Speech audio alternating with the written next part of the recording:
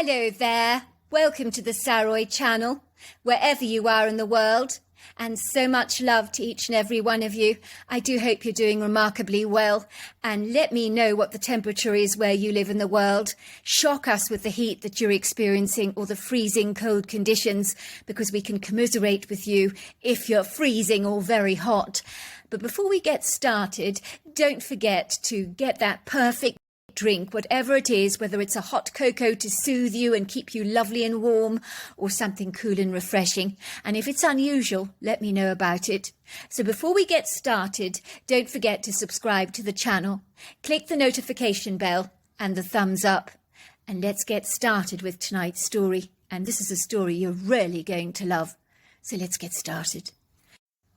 Dear Sarah, and all your lovely listeners, the heavens opened as sheets of rain came tumbling down onto the asphalt road, so the grey tarmac gleamed with a wet sheen, while the bountiful raindrops trickled down Sheila's windscreen, wiped away by her efficient windscreen wipers. Bright headlights came speeding towards her, from what all intensive purposes appeared to be a wide, substantial vehicle. A Walmart delivery lorry of all things. She could discern that much in the brief seconds she had to react. She slammed down her brakes as hard as she could on the single road, desperately trying to manoeuvre her steering wheel, swinging it to the left of the road to get out of this vehicle's way that was rapidly speeding towards her. But it was too late. Her neck swung forward. She heard the sound of crunching metal, shattering glass. In that desperate second, the windscreen wipers shut down. The headlights came off. Her car went colliding into the air, lifting up and over the guardrails, plundering down the steep embankment, rolling over and over and over again, until finally the rattling aluminium carcass, well, what was left of it after it had been bent, buckled and distorted beyond recognition, settled at the bottom of the ditch. Everything became infeliciously silent. The lorry driver clasped his hands on either side of his head as the rain continued to pelt down. For a moment he stared out into the dusky darkness in a state of suspended shock, a Nadaville daze-like trance, as he tried to digest what had just transpired, as if for a fleeting second he wanted to believe it was a trick of the light. But there was no doubt in his mind what had just transpired. A scene of carnage he had witnessed before his very eyes. He had not seen the vehicle, as his truck had been trudging along very happily. The car just appeared from nowhere, before he had time to press down his brakes. He had heard the dreadful impact as his huge lorry had collided with the car. He had seen the white car flying up in the air like a masterful acrobat. Then it had rolled down the embankment like a rattling tin of candies. In this moment he understood why there were hit-and-runs out on the roads at night. The way he felt right now, he'd love to run away, press down the accelerator, promptly drive away and disappear off the face of the earth. Or better still, retrace his footsteps in time so that this need never have happened. Ostensibly, even though his truck had come out of the collision with barely a scratch or a scrape to show for it, the lorry driver felt as if he'd been through a mince grinder himself. He became benumbed as he perceived the full gravity of what had transpired. Suddenly the rain stopped. Everything became still. There was no traffic on the roads, nothing at all. All was unnervingly, ominously quiet. Then he heard a knock on his window.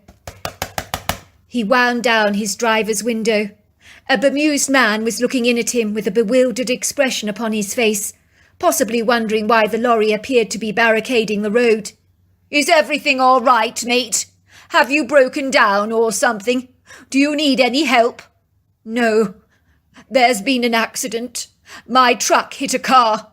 It went flying over the embankment. I didn't see it." "You're in shock, mate. No wonder you're as white as a sheet. Have you called 911 yet?" The lorry driver shook his head. "I can't think straight. My mind, it's gone all fuzzy. I feel disorientated." "Of course you do, mate. That's the shock talking," said the man, pulling out his cell phone and calling 911. "Yes, ma'am. There's been an accident. I'm with the lorry driver. Right now, yes. He hit a car. It went rolling down the embankment here. He says it didn't look good." "Thank you very much, ma'am," said the man, looking at the lorry driver with a reassuring glance. "The emergency service is on their way. They're coming right now. Let's find the vehicle, shall we, that went over the ditch." The driver snapped out of his shocked state, dutifully following the man over the guardrail, down the steep embankment, hardly daring to breathe. He was terribly afraid of what he might see.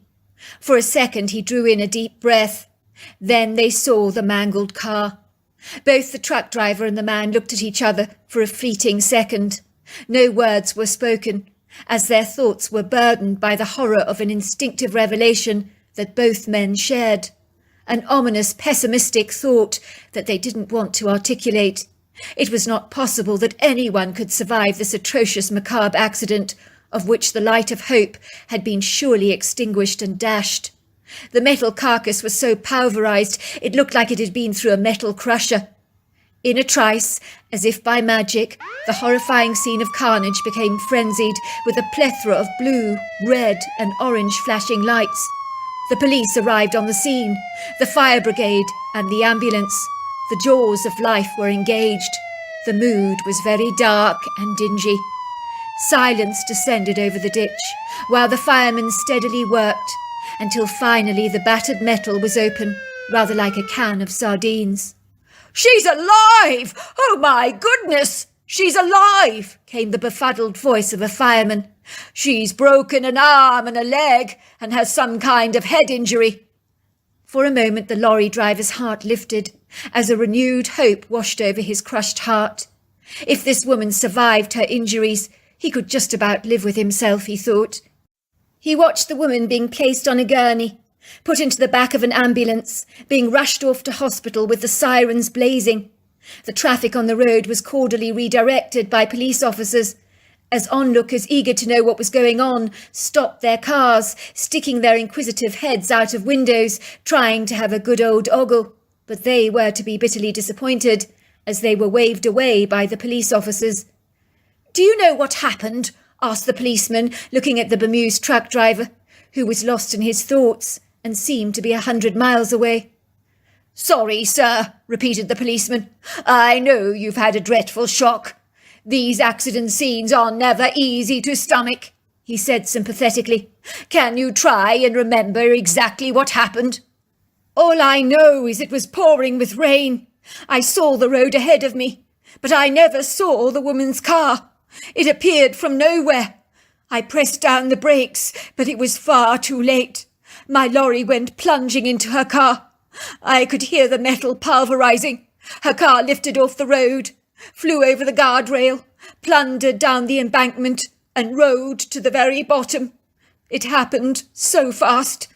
"It's a miracle the woman's alive," said the policeman. "Life is very strange indeed. I've seen accidents without even a bump, and everyone is killed.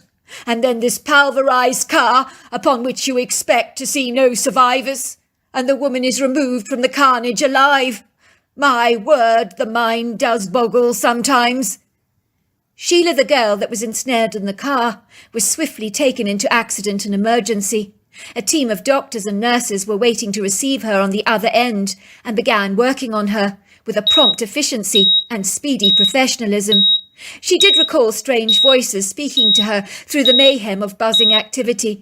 At one time she heard a male voice calling out her name. "Sheila? Sheila, I'm Dr. Redford. Can you hear me? You're in accident and emergency. You've had an accident. Can you try and wiggle your toe for me? Your left toe, please." Sheila tried to fight the confusion that engulfed her. She kept slipping into obscurity as her head injury swept her away from reality. But every so often she would slip back into the midst of the strange scene that was unfolding before her eyes, that seemed like a peculiar dream or a movie clip.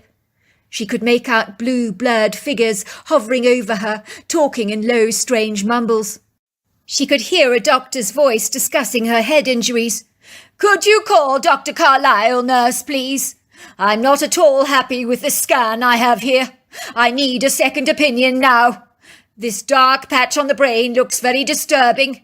Could be bruising or a bad bleed. I'm not sure." "Yes, doctor," she heard the nurse say. She felt as if she was caught under a veil, trying to look through a misty curtain as she lay there, cloaked by a hazy fog, as if she was fighting her way through it, desperately trying to claw her way to the light. But she was always pushed backwards and plundered in the darkness. She would be overtaken by fatigue and exhaustion. Then she would float away until her consciousness was expunged from her. She knew nothing about where she was, for she slept through the operation and surgical procedures for many days. Sheila would sometimes get an evanescent glimpse into the real world, where the nurses attended to her every need dutifully. She was disorientated, heard murmurs of people talking in low voices, sensed activity around her. But then again she would drift away into a dark void of nothingness. One day she found her way through the fog and woke up. Where was she?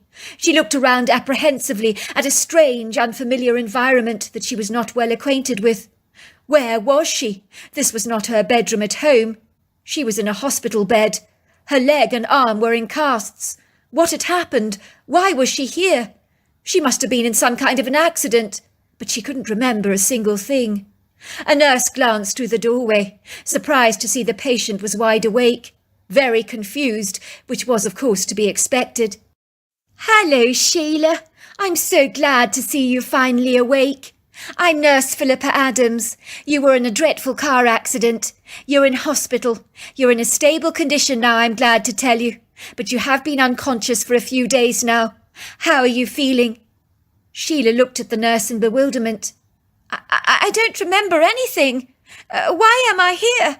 What happened?" "All I know is you were involved in an accident. You collided with a delivery truck and went tumbling down an embankment. Apparently your car was pulverized. They say it's a miracle you're alive. I'll get the doctor to come and talk to you, shall I? He'll be glad to know you're finally awake." Sheila waited for the doctor to arrive. He smiled at her warmly. "Hello, Sheila. My name is Dr. Harvey. I'm pleased to see you're finally up. How are you feeling?" "I'm not sure. My head is pounding a little. I feel a bit fuzzy." "Well, that's not surprising. You've got a nasty bruising on your head, which explains your amnesia and confusion. We're delighted to have you here back with us. You were lucky to come out of that accident alive. But I'm afraid your kidneys took a beating in the accident. They were almost pulverized. They have not recovered, I'm afraid. They're functioning very poorly. We've run all the significant tests, and your kidney function is impaired. So I'm afraid in the long term you're going to need dialysis. We will put you on the kidney transplant list, but it looks like a long while before we can find you a suitable match. Although your family members might consider offering you a kidney, and then we can get the process activated a lot sooner. You can get them tested for their suitability, so that they can donate a kidney to you. You'll be pleased to know you can function very well in life with just one kidney." "Both my kidneys are damaged, Doc?" asked Sheila, looking perturbed. "But why? I don't understand." "That's a very good question, Sheila. When you were in accident and emergency, our greatest concern, naturally, was for your head injury. But it seems your kidneys took a beating. Of course, they've healed significantly after the accident, but their function remains abysmally poor and is unlikely to ever improve. Some things can't be explained. They are what they are. But if you ask me, you got off lightly. Things could have been a whole lot worse. By all accounts, you shouldn't have even got out of that car alive, so we have to be grateful for small mercies. Damaged kidneys, it's a small price to pay." When Sheila's family gathered around her bed later that evening, Sheila felt numb after the doctor's harrowing revelations. She should have been dancing for joy to be alive, but knowing that she'd have to spend half her life hooked up to a kidney dialysis machine made her feel exceedingly depressed, disenchanted, and very demoralized. When her parents came to visit her that afternoon, she certainly looked like a withered flower in the meadow. "Sweetheart," said her mother, rushing over to her daughter, embracing her happily. "I'm so thrilled to see you, darling. For a while that head injury scared us half to death. But thankfully you just received some nasty bruising. But you seem to have made a full recovery. I'm so glad you're getting better. That's all I could hope and ask for." Sheila's father grabbed her hand, looking into her eyes adoringly. "My precious, precious angel, it's so good to see you, sweetheart. For a moment I thought we'd lost you. At first your brain scans didn't look good. We thought we might lose you. But thank God you're better. Thank God it was only bruising." "But I'm not better," said Sheila, a sorrowful tear dribbling down her cheek. "I'm not sure I'll ever be better again. I've got poor kidney function. I have to go on dialysis for the rest of my life. It's never going to be the same again for me. I had so many dreams. I wanted to become a travel writer, don't you remember? Now that's never going to happen for me. I'll be stuck here in Charleston for the rest of my life, stuck to a kidney dialysis machine of all things. And I'm only 21. My life's already come to an end before it's even started." "Your life has not come to an end, sweetheart. You're here, aren't you? You're alive and well. Things could have been so different, and you're of sound mind, are you not? It's a miracle that we cannot overlook. The doctor keeps reminding us that no one should have got out of that car in one piece, but you did, and that is something to be very grateful for. I grant you that it is a bummer that your kidney function is impaired. Of course it is. No one's disputing that for a single second. There's a very strong chance you could get a kidney transplant, which will give you back your freedom again. They've put you on the kidney transplant list. Even if you're hooked up to a dialysis machine for a while, the fact that you're with us is such a blessing, and it's a cause for celebration. Me and your father are going to get tested to see if we are suitable kidney matches for you. So don't look so downcast yet. Everything will be just fine. You wait and see." "I can't ask you to donate one of your kidneys to me if you're a match. That's asking way too much. I'm sure you'll end up getting very sick for a long time before you finally recover. I couldn't put you through all that." "Sheila, listen to me. Your mother and I don't care about any of that. You're our special little girl. If one of us is a match, we will definitely be donating a kidney to you. So we don't want you protesting against it. You're our daughter, for goodness sake." Sheila was soon to learn that neither of her parents were a suitable match. But then out of the blue, like a twinkling gift on the horizon, a mystery donor came forward, who was a perfect match, insisting that Sheila was to be the recipient of the spare kidney, which even the doctors said was miraculous. "You're a very lucky lady," Sheila the doctor had told her. "We couldn't have hoped for a more suitable match. It was like this kidney was made especially for you. The donor is in excellent health. The kidneys are functioning superbly." "But who donated their kidney to me?" "I'm not at liberty to divulge personal details like that. But that is not significant. We can be ever thankful that we have a kidney for you, which means you will be able to resume a normal life. Nothing to be sneezed at. You'll be needing to take immunosuppressants, or shall we say anti-rejection drugs, so that your body does not reject your kidney. You'll have to take these drugs for as long as you have the transplant. We will have to perform ongoing tests to ensure that your kidney has taken well, that your body has accepted it. Then you will have physiotherapy for a while, as after the operation, your belly and side will be sore for about 2 weeks. There might be some numbness around the scar, but from 3 to 6 weeks afterwards, your energy should return."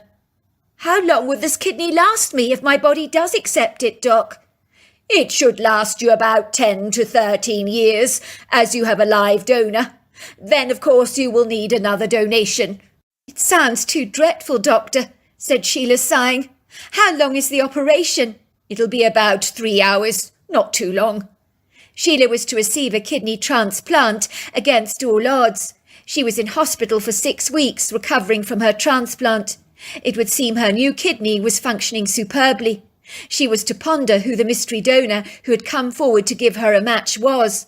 But she knew whoever they were, they had given her a second chance at life. They had to be a saint. Sheila had not been short of visitors during her stay in hospital. It would seem everyone had made a fuss over her. They were delighted to see that she was alive, most especially her closest girlfriends. "I saw the pictures of your car crash," her friend Isabella had exclaimed. "I'm so gobsmacked you made it out of that thing alive. It's incredulous. I gather the fire brigade had to cut you out of your own car like a sardine from a tin. Do you remember anything from the accident at all?" "Remember seeing the lorry coming. I had to get out of the way as quickly as I could, but it was too late. My car flipped and rolled down the embankment, and that's everything that I remember, as my memory blacks out after that." "Did you think you were going to die?" "I think it crossed my mind fleetingly, but things happened too quickly, although as it was happening it felt like forever, as if everything was in slow motion. It was really bizarre, actually. I suppose I kind of realised in that moment that what will be, because it was out of my control now." "Did you pray?" "No, of course I didn't. I didn't have time for any of that." One of her first visitors at the hospital after her accident and before her kidney transplant was the lorry driver, a congenial, self-effacing, humble young man called Freddie Owens, who was only 25 years old. He was a very good-looking, 6-foot-tall man with dark curly hair, greenish-blue eyes that rather reminded Sheila of the ocean. When Sheila saw him, she gasped. She felt certain she was being visited by a film star, but he was too unassuming, unpretentious and reserved to be a film star. He was possibly blindly oblivious to how attractive he actually was. Sheila approved of men like that, who had no vain leanings or inflated egos. He had arrived at the hospital with the biggest bouquet of flowers, a massive box of chocolates, and a huge balloon which said, "Best wishes, get better soon." "Hello, Sheila," he said, taking a seat opposite her bed. "I hope it's not presumptuous of me to visit you like this, but I've been awfully worried about you. Your parents kindly gave me permission to come and visit you. I haven't been able to stop thinking about you." "Sorry," said Sheila, looking at the man blankly. "I don't mean to be rude, but I don't know you, do I?" "No, you don't. My name is Freddie. I was the man driving the lorry on the day of the dreadful accident. I drove into your car. I'm dreadfully sorry for what happened. Really, I am. I wish I could go back in time and reverse everything, but obviously I can't. I didn't see your car on the road. Suddenly there you were. I slammed on the brakes as hard as I could, but it was all too late. I'm not sure if the rain obscured my vision, but I didn't see you. To this day, I don't understand why I never saw you. My vision is most usually excellent. I had to come and see you to apologise for what happened." Sheila looked at Freddie in surprise. "You're a really good man. I mean, making this effort to come and see me, and you don't even know me from Adam. I'm very impressed. Thank you so much for coming. I'm so grateful." "Of course I'd come. You don't need to thank me for that. I needed to see you. I drive a lorry for a living. I pride myself on being a vigilant driver. I've seen heinous accidents out on those roads, let me tell you. None of them pretty. When I saw your car at the bottom of that embankment in that ditch, I was almost certain you had to be dead. I remember how nonplussed the fireman was to discover you were alive. He couldn't believe it. Everyone wanted to celebrate. All the emergency workers did. Of course, we didn't know whether you would pull through or not, as your head seemed to have taken a rather nasty beating. And as you probably well know, head injuries have a notorious reputation for often being fatal. I'm so relieved you're alive. I can't tell you how much of a load it is off my mind." "Me too," said Sheila. "Everyone tells me I'm a walking miracle." "In that case, why do you look so downcast?" "You know, it's funny," said Sheila, looking at Freddie. "I ended up with a broken leg and an arm in that crash. A head injury the doctors were rarely worried about, but all the time it was just a simple bruising. In the end, it was my kidneys that gave me problems. Somehow they were impacted badly by the collision. Although they recovered, my kidney function is very poor, so they are talking about dialysis and kidney transplants in the not-too-distant future, I'm afraid. Freddie ran his hand through his black locks of hair, his brow furrowed. "No wonder you look down. Your kidneys," he said. "That's a big deal. So you didn't emerge from this accident unscathed after all, as I had been led to believe. Now that is a dreadful shame. Kidney dialysis. No, that's awful. Well, I'm going to have to be put on dialysis until they find a match for me. I'll be put on the kidney donor list, and that could be a long wait." "I'm very sorry to hear that," said Fred. "I wish there was something I could do. I had a relative on kidney dialysis, you know. It did interfere with his life, until he finally got his kidney.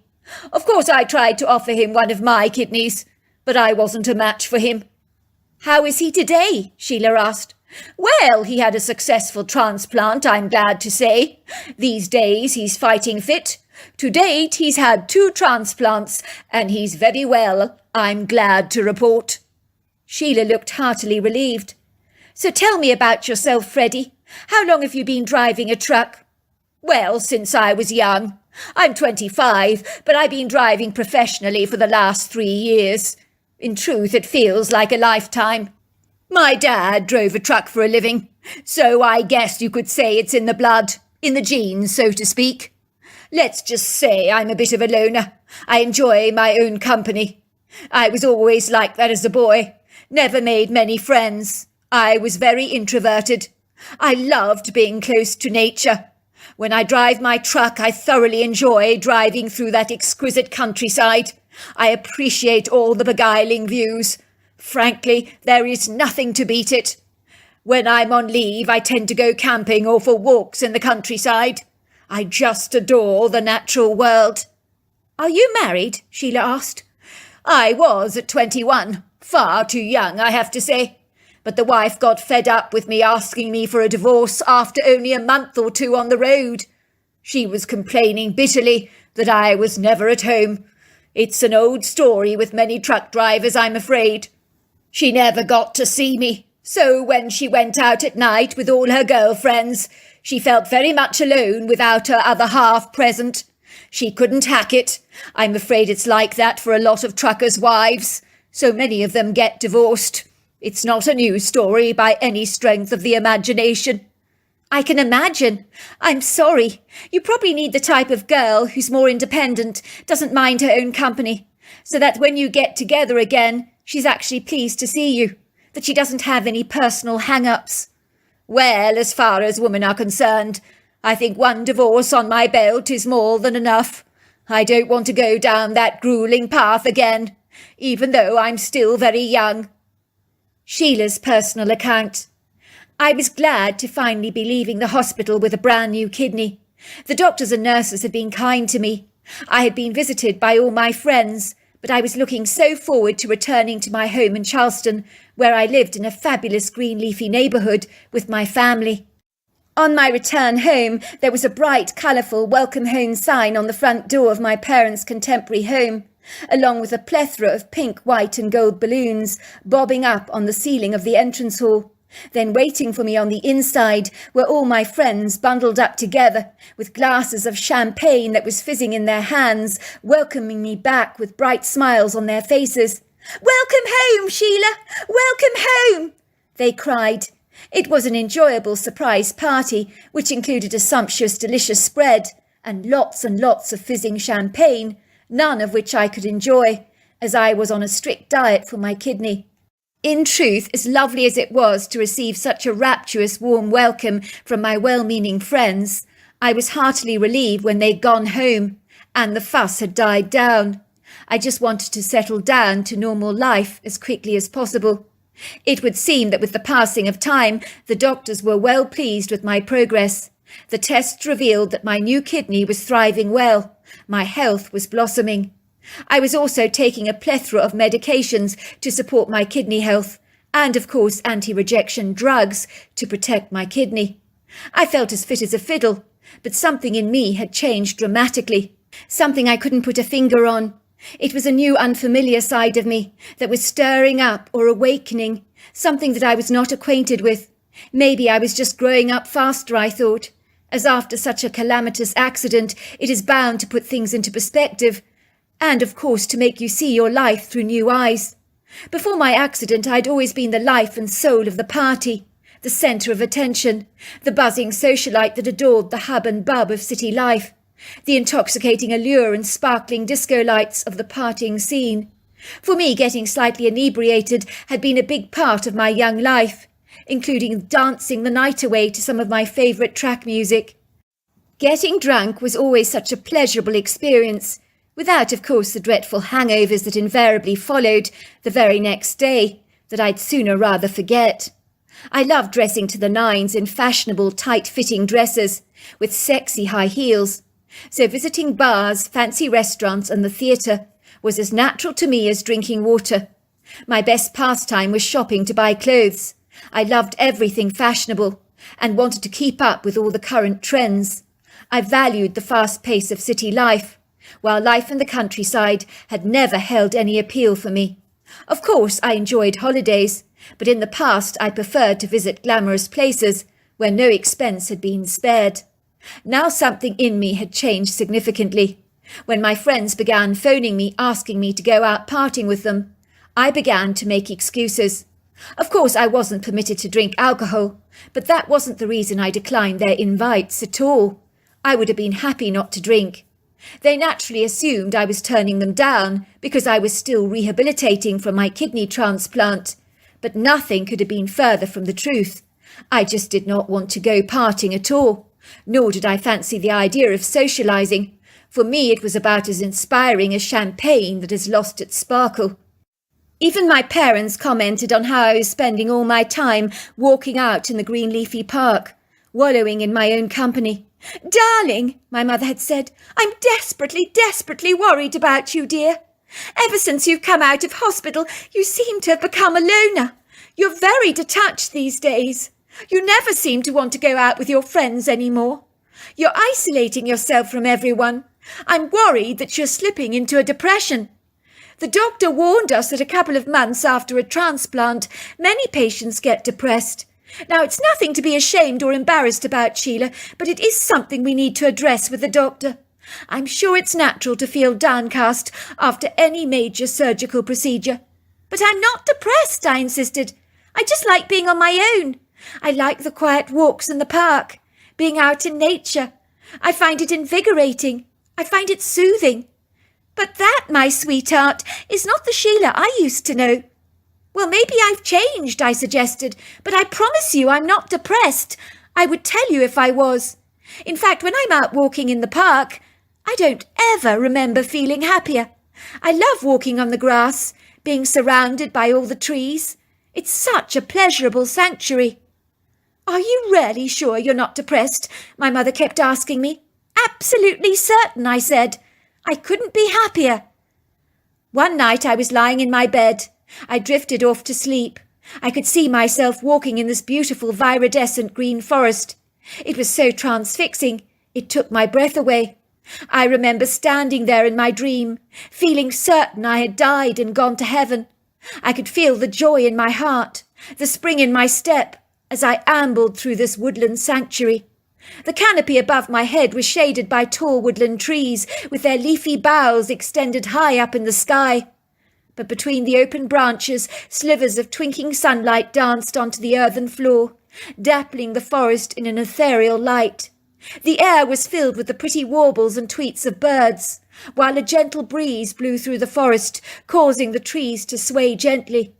I could smell a woody pine-like scent, along with the scent of wild flowers, that was pleasing to behold. All of a sudden my dream became much more menacing, as the bird-song began to fade away, until it was gone. The forest seemed to become darker.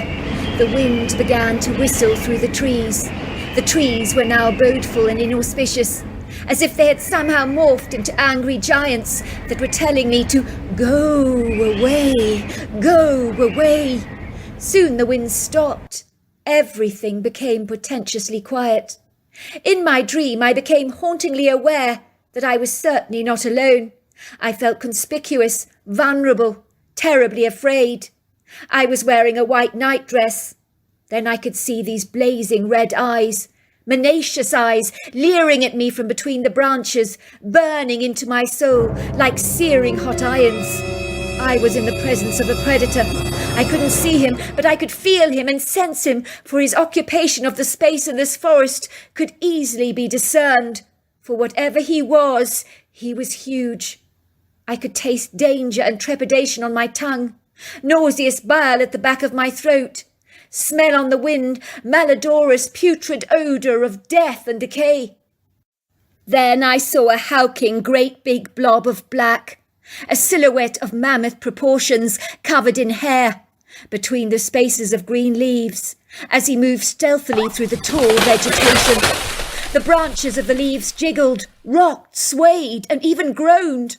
Leaf litter was crunched beneath heavy, ponderous feet, while the earthen floor seemed to jolt, almost as if there was a mini earthquake. I could hear branches breaking and snapping, a tree falling to the ground with a mighty thud.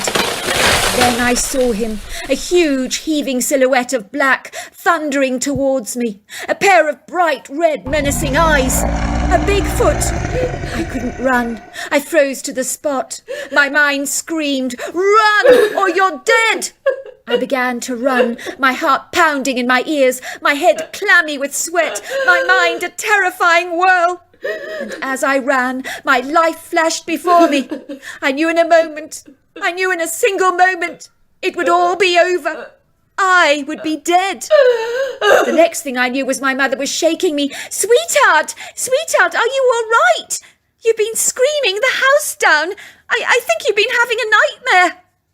I sat up, heartily relieved to see the familiarity of my bedroom, the curtains on my window pane swaying against the breeze from the open window, my body covered by the comfort of my warm, cosy duvet. "Oh my God, Sheila, you're shaking like a leaf," said my mother. "You look like you're sweating. Your nightdress is completely soaked. What on earth happened, sweetheart?" "Mum, I was having the most terrible nightmare. There was a Bigfoot. He was so big. He was so terrifying. He was trying to kill me." My mother looked at me with a puzzled expression on her face. "A Bigfoot? You know those things aren't real, surely. What a peculiar dream to have." "It felt so real, Mum. I felt like I was in the forest. I felt like it was really, really happening to me. I felt like I was going to die." Over the next month, my nightmares got progressively worse, but during the day I was absolutely fine. My parents had noticed a shift in my personality. I had changed in more ways than they could ever have imagined. It was over dinner that my mother broached the subject with me.